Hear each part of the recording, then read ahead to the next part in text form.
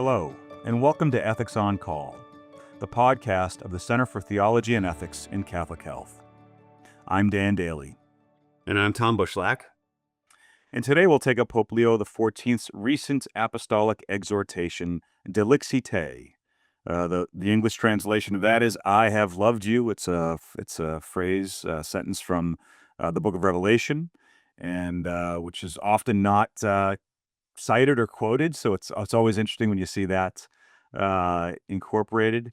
And it really is, as we see, the first Pope Leo's more extended piece, right? He's co-writing this with Pope Francis, who began the piece substantially. Pope Leo picked it up upon the death of Pope Francis and completed it and published it. But I think we do get a sense of Pope Leo here. And it's always interesting when you see one pope continuing the work of another. We saw that Pope Francis did that with Pope Benedict and Lumen Fidei. So Tom, what kind of caught your interest here? What are you talking about today? Yeah. So and you just said it, but the first thing that kind of jumps out is right in the introduction. He talks about this being, something that he's picking up from his predecessor. And in his words, he said, adding some reflections and issuing it at the beginning of his own pontificate. So, we're getting a bit of a window into his world, and there's a connection there to Dilexit Nos, which was Pope Francis's last encyclical, which, as we've discussed, it was very focused on kind of the interior affective dimension of the spiritual life, of love of Christ, love of God, and what that looks like, which we noted in our conversations is a bit of a different tone than is usually taken in papal documents. Very Ignatian in terms of its approach to the spiritual life, which of course is fitting for Francis. So if we kind of think of these as like paired documents, right?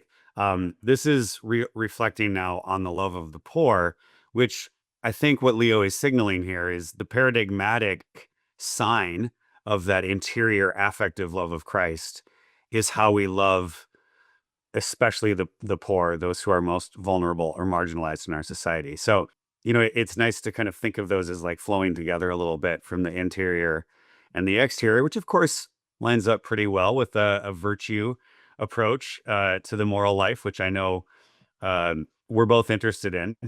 And I know in our discussions, we talked a little bit about a heavy use of exemplars and the great saints throughout, in almost in like a historical way. He starts with scripture and Jesus's life, and then he kind of goes through like the patristics, the medieval era, more of the modern apostolic orders that have emerged.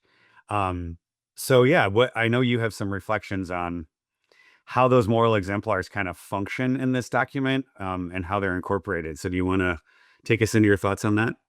Yeah, no, I think it's what's so interesting is the Francis, as you noted in Dilexit Nos, Francis does this where it's like a litany of saints. All right, so he's doing his moral thinking, his moral vision through the embodiments of goodness, through the saints, through the virtuous, not necessarily initially through concepts. He's not anti-concept. Mhm. It's just that there's a priority of that the embodiments of goodness for us.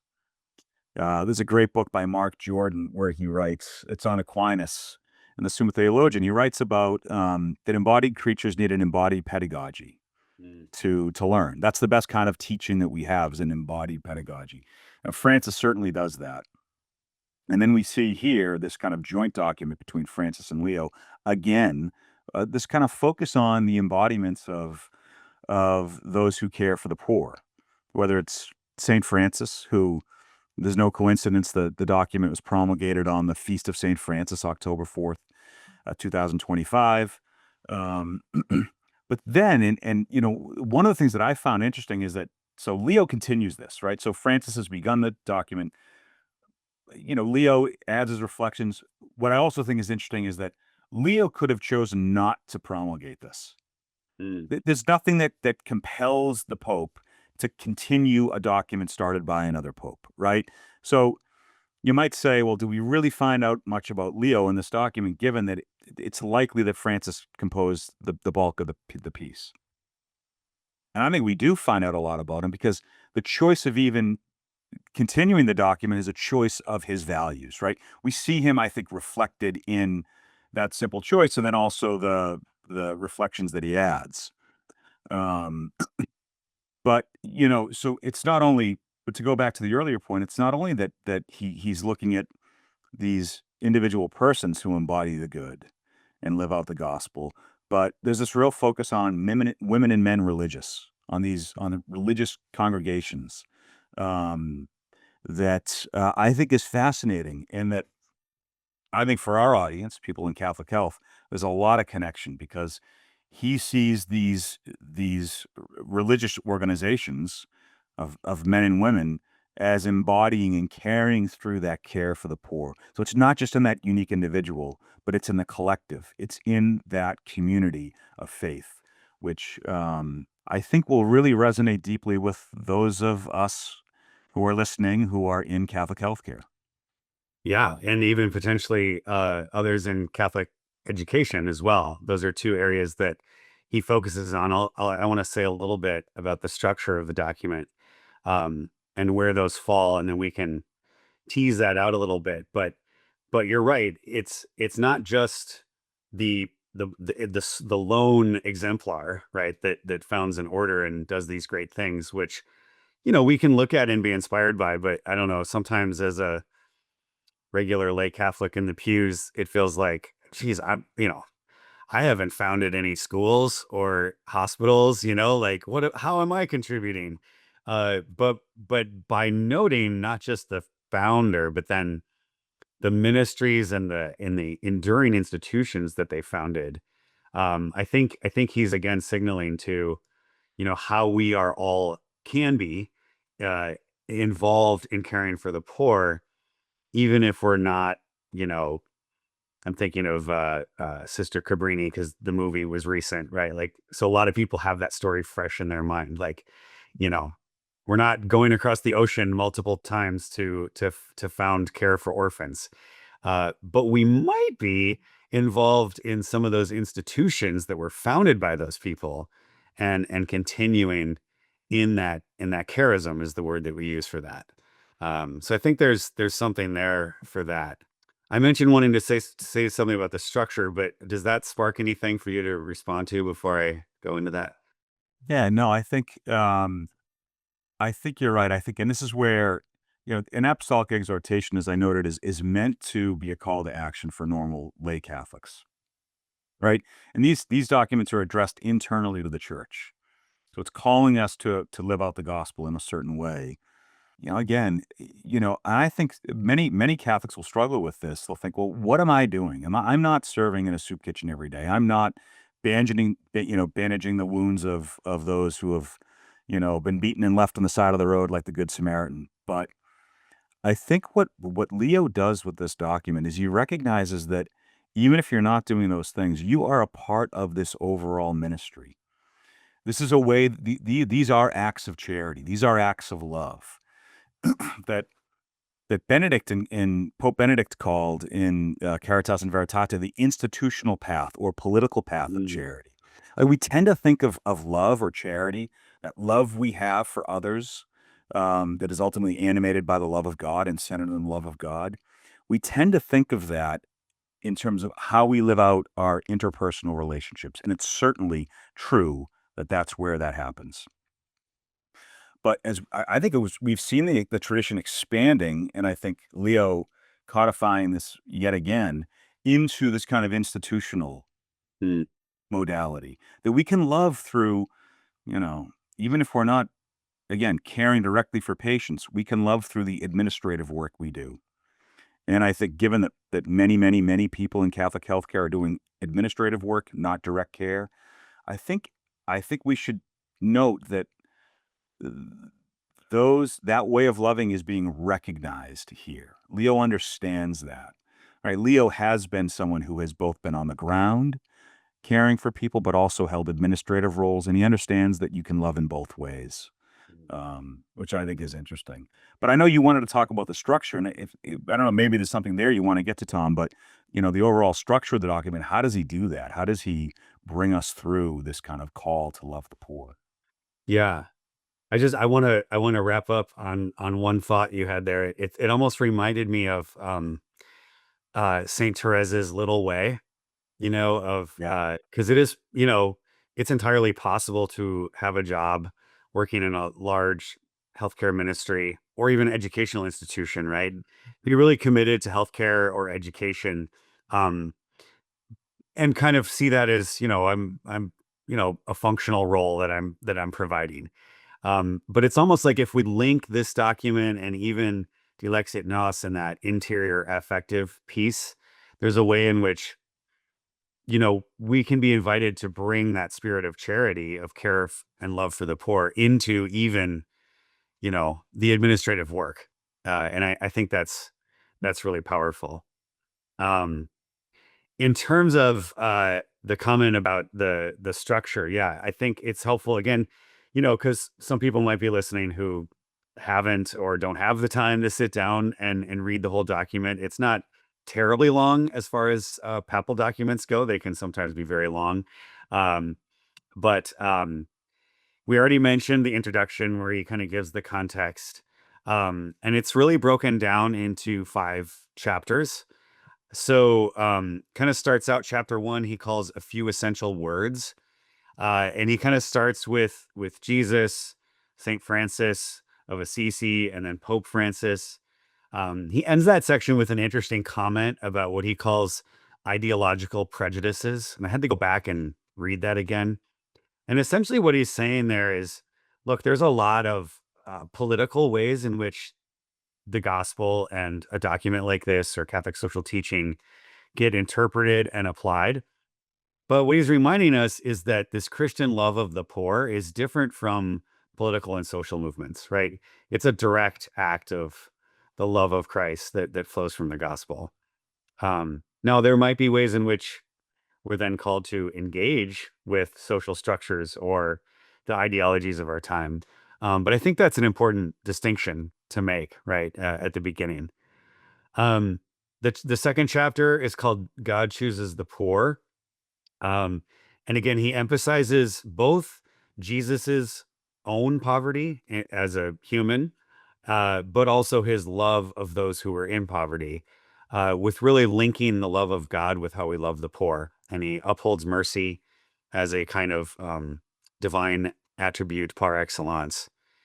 Chapter 3 is called A Church for the Poor. This is the longest section, and I think this is the part that probably is most relevant for folks working in healthcare or in education. Um, and he goes through almost like the entire history of the church. He quotes from the patristic sources in the early church. Um, he talks about the care of the sick, and that's in paragraphs 49 to 52. So again, if somebody in healthcare, you just want to go read that snippet. That's not very long. It's probably a page in total. Again, that's paragraphs 49 to 52. Talks about the monastic orders and the mendicants, and then education. But he doesn't just talk about education in general, right? He talks about education as a tool of empowerment for the poor and how that has often motivated the founders of different educational institutions that are Catholic in nature. And that's paragraph 68 to 72. It talks about accompanying migrants and then popular movements. So that's chapter 3. And I think that is probably it's definitely the longest section and perhaps the most substantive for those who want to, for the conversation we're having. Chapter 4, he calls it a history that continues.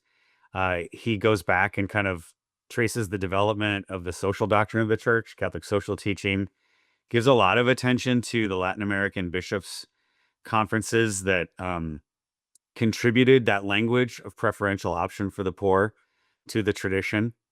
So I think that's significant. And then chapter 5 is called A Constant Challenge. And that really is this exhortation where he says, and even earlier in the document, he says, we need charity and we need that social analysis. We need to do both. But he really ends by saying, just because we look at that systematic piece doesn't mean we don't need the direct charity and the almsgiving, and that we can lose touch with that as Christians, because that keeps us in relationship with the people in our community who are in need or vulnerable. And again, I think that's relevant for those of us doing this ministry. So that's kind of like big picture overview. Are there any parts in there that we haven't discussed yet that you think are particularly important for, again, for those working in healthcare or possibly in education? Yeah, it's interesting. I mean, this I'll make a speculative comment about something that I think that could be true in there Okay. is, and this has to do with sources. Mm, I think if you look at some of the sources, you just ran through the structure, like this, I think it's the second part. There's a heavy emphasis on the early church, and with a subsection on Augustine. Now that I think is clearly a reflection that Leo has added. Um, good call. Yeah. and I when I read that, I thought this is kind of a tell that this is his. He wants to bring in the early church fathers in a way that you don't typically see popes. You will see them using them to a certain degree, but this is kind of more extended. And to have a subsection on Augustine, that would be rarer to see, a theologian be dedicated. That as an Augustinian, I think we can safely conclude that this is his intervention into the piece. Um, and I also think, what's interesting is that the guy behind me here, Thomas Aquinas, does not show up at all in the document, which is, I think his thought is present, but there's no explicit mention. So, theologians don't always get mentioned, even saints, doctors of the church. But when you start to list some theologians, as the document does, and you don't list Aquinas, I think that's fascinating. I'm kind of wondering what's going on there, and we'll see as we go forward. Does Aquinas get the play that other thinkers get? Is Augustine kind of ascendant in the Pope's thinking? Not unlike it was with Pope Benedict XVI. He was much more Augustinian than he was Thomistic. I think with Leo, with Francis, he went more in a Thomistic direction, which is typically Jesuit. Yeah. Although it wasn't necessarily tied as closely. Like John Paul is clearly a Thomist, in his training and his thinking and all the rest. Deeply, deeply Thomistic. So we have a little difference there. And the other thing that I thought was interesting, my hunch is this is an intervention of Leo, is I saw a reflection of liberation theology in this that you typically don't see. Yeah. Um, Leo, Francis was not. People thought Francis would be deeply indebted and drawing on liberation theology, and some people have said no, that's not really the case. It's more the theology, the people that influenced Argentinian theology that he was grounded in, and I think there's some truth to that. But as you look at the document, I think the thought of especially Gustavo Gutierrez's presence, not only in terms of the preferential option for the poor, but why we hold the preferential option for the poor. Hmm. Gutierrez is a great piece where he talks about what he argues is that the preferential option for the poor arises from faith in Christ. This is not humanitarian. This is based in our theology. The reason that we first and foremost choose for the poor is because God first and foremost chooses the poor. And that is throughout Dilexi. It's that theme, God choosing the poor. You even mentioned in the structure. That's there. So I think Gutierrez is certainly present in the piece in that way. This kind of Christological rationale for the preferential option. And then, he does a lot with structure. He draws on John Paul II on structure, the structures of sin, and really on Gutierrez and other liberation theologians in trying to identify what he calls the structural causes of poverty.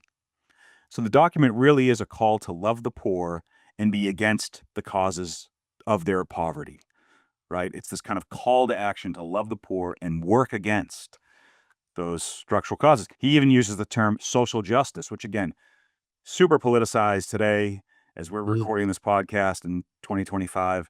But Leo has no problem claiming that as his own. And it's really throughout the tradition, but he is unafraid of saying, we believe in social justice and creating those structures that lead to a life befitting of a human being.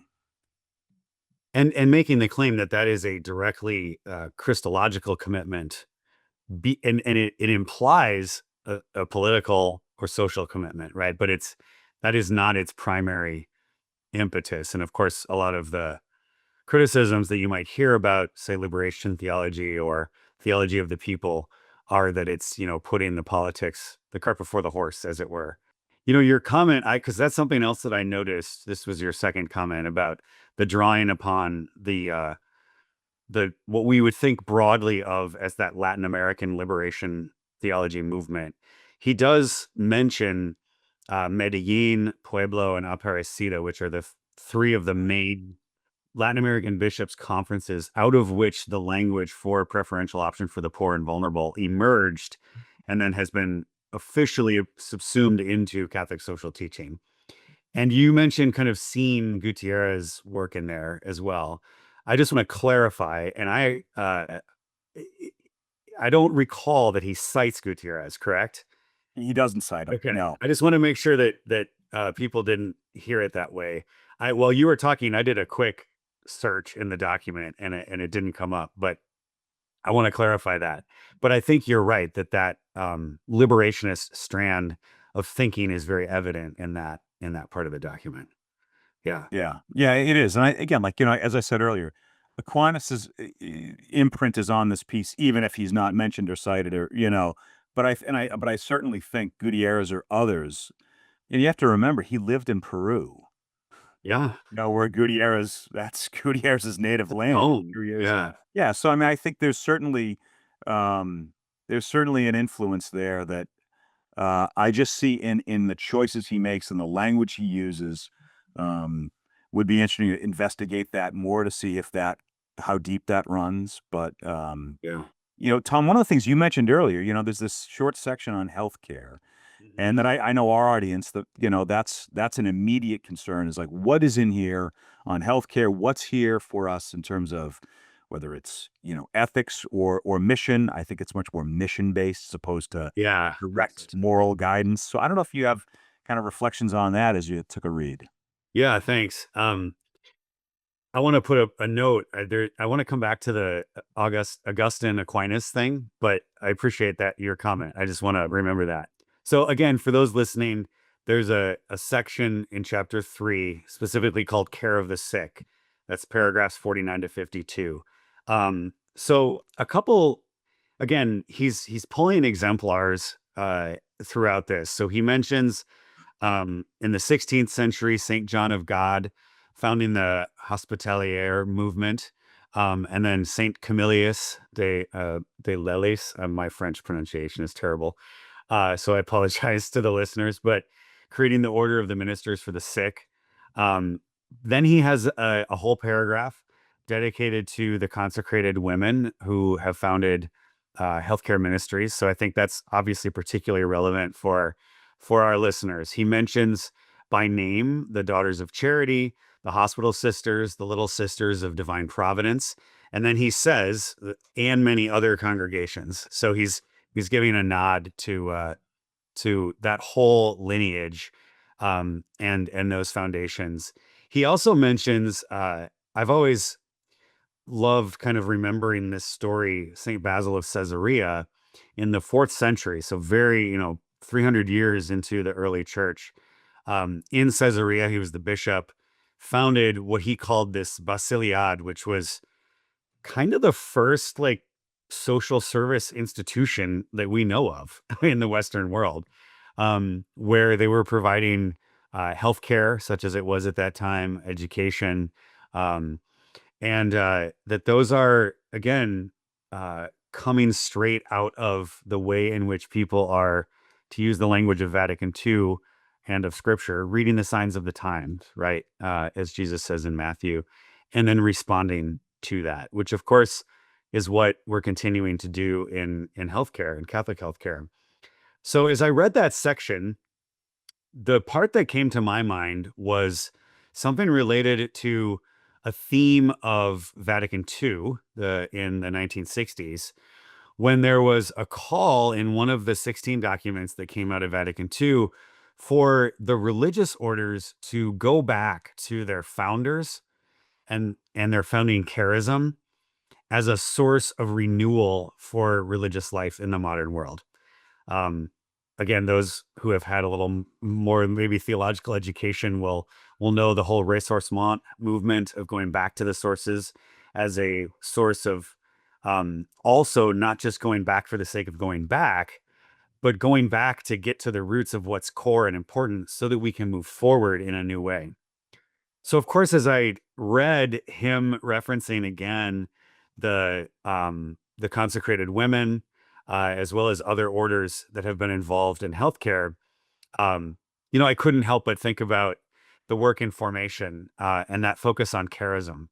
You know, most pretty much all of the Catholic healthcare systems and providers in the United States were founded by different religious congregations, mostly of women. Um, and one of the things that we do in formation and in inviting our coworkers into that perspective we talked about before, where everything from direct patient care to administrative work can be seen as an act of charity if you bring the right, interior perspective to it.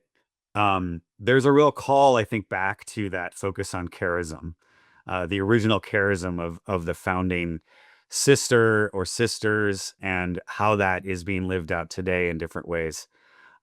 There's a Father Joe Driscoll who has written several articles on why focusing on charism is so important. And I found in my own work in formation that we love to introduce the notion of Catholic healthcare in general, Catholic social teaching people sink their teeth into, and then it's those really specific stories of the founderses, and those stories of how they got off the train with $5 and the next day opened their house to the poor and just did it, and the money always showed up and the resources. So I think there's a call back to focus on that original charism as well. That I think is relevant for people working in healthcare. Yeah, it reminds me of something that he writes. It's paragraph 76. I made note of it because I think it's important for for the listeners, for all of us, really.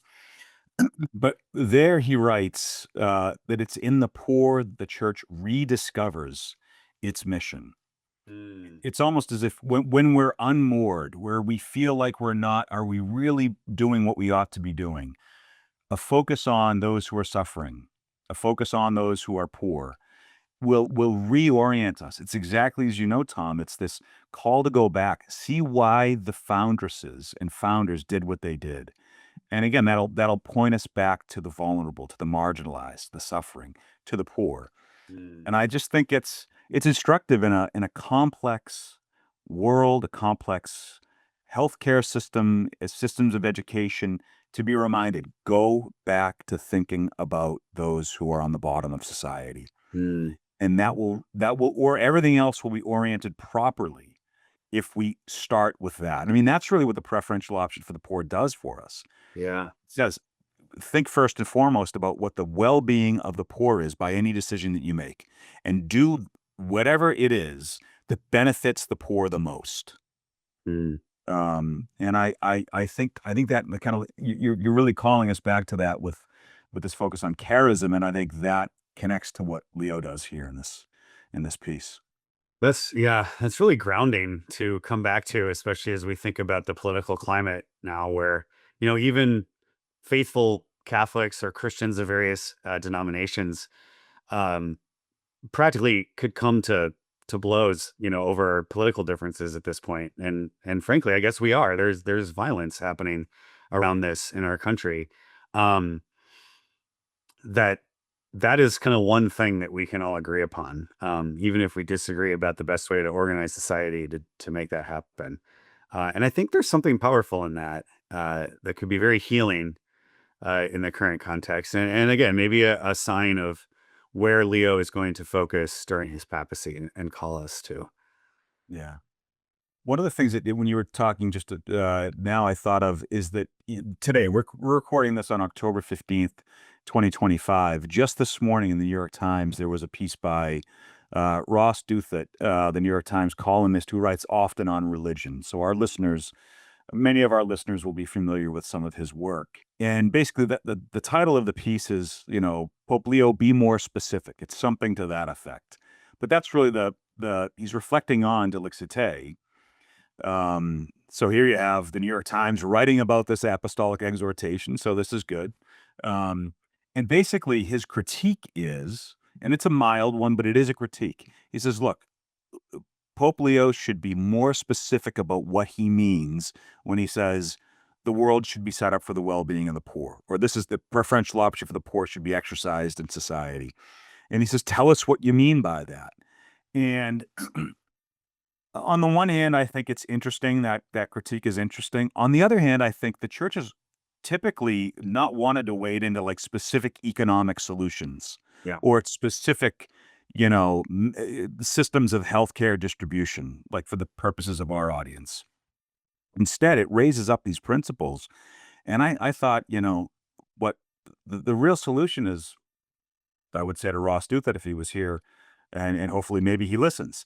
The solution is that the people who are listening to this podcast, those of you who are engaged in the work of Catholic healthcare, mission ethics, administration, that's your role. You make this more specific.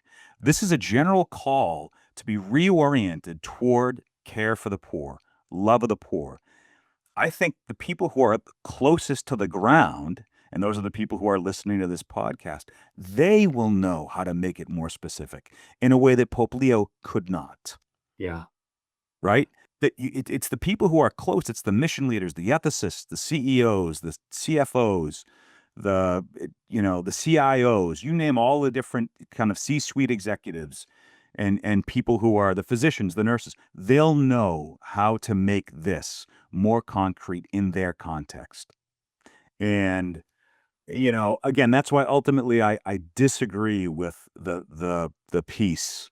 I think, especially for our audience, it's our audience who will know how to make this concrete in the world in healthcare. Yeah. And in some ways, that's a kind of a live application of that whole principle of subsidiarity, right? That the the Bishop of Rome does not have this, and it's the first Bishop of Rome that was born on this, American soil.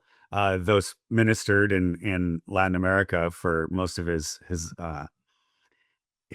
pastoral career, but yeah, he doesn't have the specific solutions that we need to be integrating into healthcare or into our economy or our politics. But I think you're right. It will emerge from those who are engaged in the work and at that most local level, right? To collaborate together. Yeah. Yeah. Well, Tom, as we wrap this up, I don't know if there are any final takeaways that you want to leave the listeners with. Yeah, Dan, one takeaway that kind of has been in the back of my mind throughout this conversation, and you mentioned earlier when you were talking about the sources, and the fact that as an Augustinian, he's quoting Augustine, as well as other patristics quite liberally, and that there's not a reference to Aquinas, which, as trained Thomists, will do our best to forgive. But but seriously, some have noted, those who kind of study the history of Western theology, that Aquinas's theology, he was writing during a time when medieval Europe was sort of growing and expanding, and society and culture was developing. It was a little bit more hopeful time, and so some have commented that Aquinas has perhaps a little more hopeful anthropology about what's possible to human virtue unaided by grace, as it were. Whereas Augustine, writing, his home, which is like a doorstopper of a book, right? The City of God, uh, where he's reflecting on living the gospel in political and social life. He's literally writing that as the Roman Empire is crumbling around him. So, I wonder, this is purely speculative. I don't know this about Leo, but if he isn't signaling a little bit that, um, we're in a bit of a challenging time where some of the social structures that we've come to count on are at least being attacked or falling apart. And that he might be signaling that we need a theology that's more focused on that direction. And of course, the care of the poor is something that we can, as Jesus said, they will always be with us. So whether it's a hopeful time or a despairing time, that is something that we always are called to focus on and living the gospel. So that's one kind of takeaway. Anything that you want to highlight as we wrap up? I mean, I think it's the first one that I have is kind of basic, but the fact that we're talking about persons who are suffering from poverty, I think it's just so important. This is a call that we've had to make throughout the history of the church, really the history of the world, but in the history of the church. And to your point, the poor will always be with us. We can never let our guard down. We've never done enough. We can always do more, and it's a call to do more. It's a call for all of us to do more as individuals, but also in our organizations, in our institutions, in Catholic healthcare. As beautiful of a witness as we have had, there's always more that can be done. And this is a time when we are seeing more and more people, going out without healthcare, Yeah. increasingly so as we move through this year into next, um, and so on. But another really, I think, a really interesting point is just he has a very organizational and structural focus that the moral life is lived out through these structures, through these organizations. It is kind of me and my interpersonal relationships, but it's also me and the organizations I belong to, the work I do within those organizations, the work they do. I think he's bringing us to a level of um, a different level of analysis. It's not as if it's completely novel, but there's a real emphasis here on that kind of organizational structural piece. And I think it calls for us in Catholic healthcare to think more and more about organizational ethics, Mm. which has such an outsized influence on the kind of care that patients get or don't get. And so I think we need to continue that conversation. Yeah, and from a kind of vocational discernment angle, we talked earlier about this little book by Donald Senior, who's a New Testament scholar, called "The Gift of Administration." The subtitle is "New Testament Foundations for the Vocation of Administrative Service." It's published by the Liturgical Press in 2015. Could be a really interesting read for folks who are working in healthcare and wanting to connect to that idea of administration and the support work that is provided in these ministries as acts of charity, as living out the gospel, or as a vocation. So something else to leave people with. Yeah, Yeah. it's a great reference because we don't often think about our work within organizations as an act of charity, as an act of love, but it is. And I think that I think is such a crucial point that he's raising up for us and Yeah. recognizing a good moral theology doesn't usually teach you anything you didn't already know in many ways, but it raises it up, it surfaces it, it articulates it, it makes it more explicit. Um, it helps us to believe it more and to do it more. And I think that's really the value of this document. So, my final takeaway for the listeners is it's worth a read. To your point, it's not terribly long. It Mhm. would be the kind of thing I think that you could read in a group, whether it's kind of a mission-based formational activity, um, or at least sections. If you don't have a lot of time, you could cut out certain parts and select certain sections. I don't know if you the former formation mission leader, if you have any further reflections on that, I'd be kind of curious to hear what you think. Yeah, I think if I were doing this with like a formation group, I'd probably want to read that section on care of the poor, which again, I don't have it in front of me. I think it's 48 to 51, something like that in terms of paragraphs. Um, yeah, I mean that could be, or just pull a couple of quotes, right, to bring to a meeting and ask people to reflect upon. So yeah, I definitely think that would be a good use of the document. Um, if it's all right with you, I want to end with a quote that Leo uses. He quotes St. John Chrysostom, who is one of those early church fathers. And I thought it was a kind of, and it comes at the end of the document. I thought it was a beautiful reflection. And so this is from John Chrysostom, cited by Leo the 14th. He says, Almsgiving is the wing of prayer. If you do not provide your prayer with wings, it will hardly fly. So I think that's a beautiful thought to kind of end on, that these acts of charity and love of the poor uh, are not separate from our prayer life and our interior life, but a direct reflection of that. So thanks everybody for listening. For Dan Daly, I'm Tom Bushlack, and this has been Ethics on Call. You can find our podcast on YouTube, Spotify, Apple, and our website at theologyandethics.org/podcast. Again, if you're on those platforms, we ask you to leave us a 5-star review, follow or subscribe to our page, and leave any comments or feedback that helps to promote the show and help others to find it as well. We'd also love to hear from you. If you have any thoughts, drop us a line. There's a contact us button on our website. But thanks again for listening, and we'll talk to you soon.